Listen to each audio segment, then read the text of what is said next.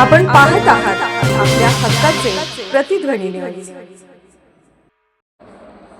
भारतरत्न डॉ. बाबासाहेब आंबेडकर यांच्या 135व्या जयंतीनिमित्त सलगरे गावात अत्यंत उत्साहपूर्ण वातावरणात जयंती उत्सव साजरा करण्यात आला। या कार्यक्रमात सांगली, मिरज, कुपवाड महानगरपालिकेचे नगरसेवक सागरदादा वनखंडे, सलगरे गावचे लोकनिवृत्त सरपंच तानाजीराव आप्पा पाटील, माजी उपसरपंच सुरेश कोळेकर, विद्यमान ग्रामपंचायत सदस्य विजय तात्या पाटील, क्रांती तरुण मंडळाचे अध्यक्ष विजयरावजी शिंदे यांच्यासह सर्व ग्रामस्थ, विविध समाजातील पदाधिकारी तसेच जयंती उत्सव मंडळाचे सदस्य मोठ्या संख्येने उपस्थित होते।